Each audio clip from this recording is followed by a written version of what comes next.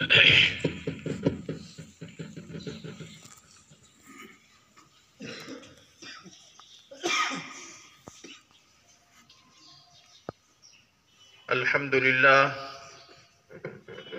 لله رب العالمين والصلاة والسلام على سيد الأنبياء والمرسلين أما بعد.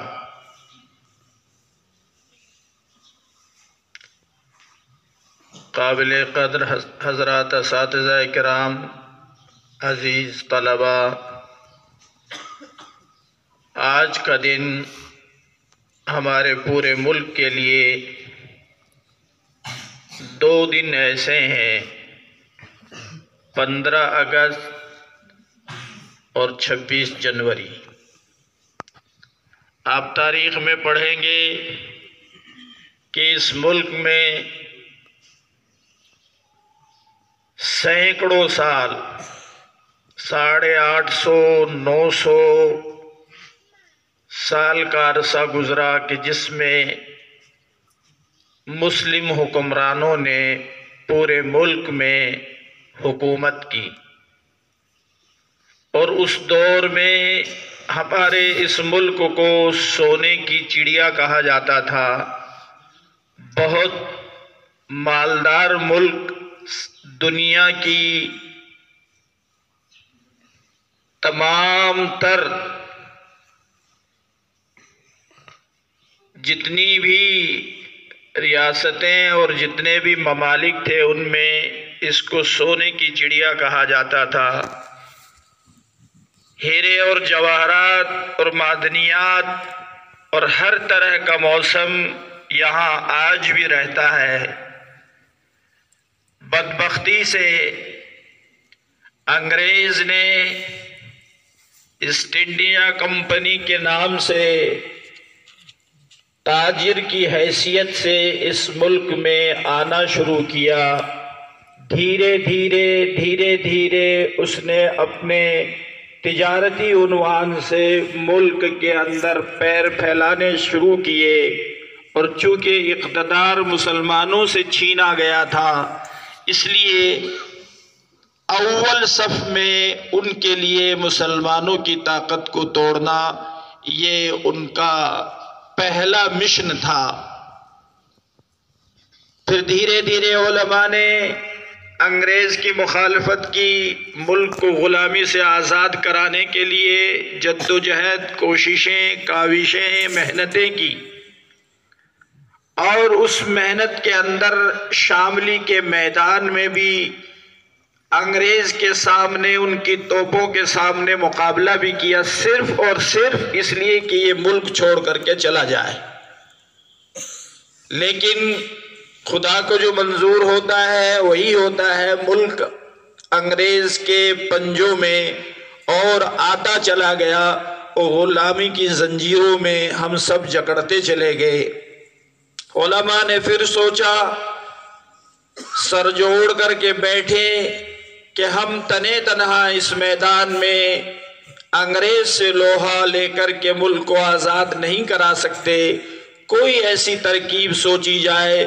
کہ اس ملک کے اندر ایک بہت بڑی تعداد ہمارے برادران وطن ہندو بھائیوں کی ہے، کیوں نہ ان کے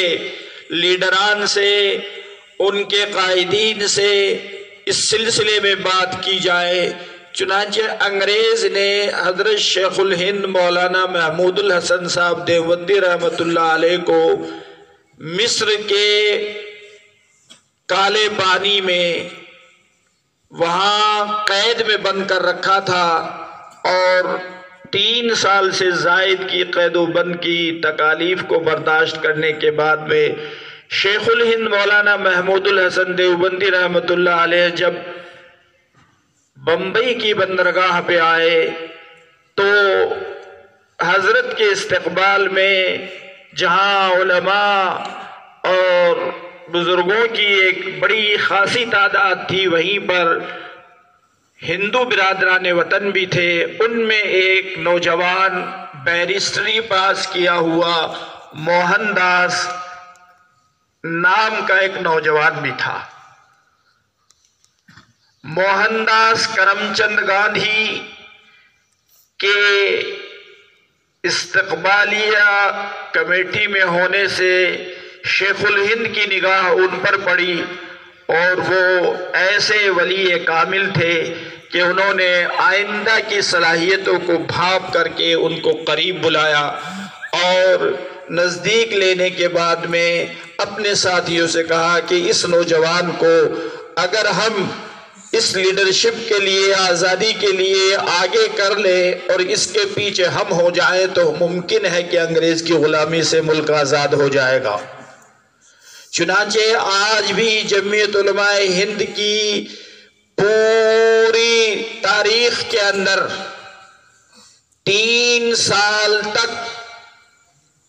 موہن داس کرم چند گاندھی کو سب سے پہلا مہاتما گاندھی کا خطاب ان جمعیت علماء ہند نے دیا کہ یہ گاندھی ہی نہیں ہے، یہ مہاتما گاندھی ہے، اور پھر ان کو پورے ملک میں 3 سال تک سفر کرایا، ملک کی آزادی کے لیے لوگوں کے اندر جذبہ پیدا کیا جائے۔ 3 سال کے سفر کے خرچ کے بل آج بھی جمعیت علماء کے اندر موجود ہیں، جس پر مہاتما گاندھی جی کے دستخط ہیں کہ اس سفر میں یہ خرچ ہوا، اس سفر میں یہاں جانے پہ یہ خرچ ہوا، اور جمعیت علماء نے 3 سال کا خرچہ برداشت کیا۔ تب جا کر کے ملک میں گھر گھر میں یہ ملک کی آزادی کی آواز اٹھی، اور ملک سن 47 میں 15 اگست سن 47 کو آزاد ہوا، اور 26 جنوری کو اس کا قانون اور اس ملک کے چلانے کا ڈھانچہ تیار کیا گیا، جس کا سلسلہ جمہوریت سے ملتا ہے۔ اور جمہوریت صرف 2 لفظوں میں آپ سمجھ لیجئے، جمہوریت نام ہر چھوٹے بڑے، ہر غریب و امیر کو اس ملک میں برابری کا حصہ ہے، اس کا نام، چاہے وہ کسی بھی مذہب و ملت سے تعلق رکھتا ہو، اس کا نام جمہوریت ہے۔ پیارے بچوں، ملک کی تاریخ پڑھو، اپنے علماء کی تاریخ پڑھو، اپنے پچھلے اسلاف کی تاریخ پڑھو، اور ملک کے اندر ملک کے لیے بھی اور اپنے وطن کے لیے بھی، اور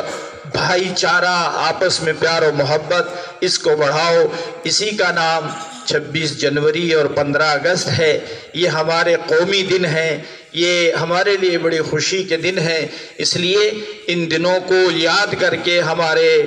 جو لوگ مجاہدین آزادی ہیں، چاہے وہ ہندو ہوں یا مسلم ہوں، سکھ ہوں، عیسائی ہوں، ان سب کی قربانیوں کو یاد کر کے حق کے اوپر زندگی گزار کر کے سچائی، ایمانداری، دیانتداری کے ساتھ میں زندگی گزاریں۔ اللہ تعالی ہم سب کو ملک اور وطن کے لیے اور اپنے ایمان کے اوپر قائم رہتے ہوئے زندگی گزارنے کی توفیق عطا فرمائے۔ وآخر دعوانا ان الحمد للہ۔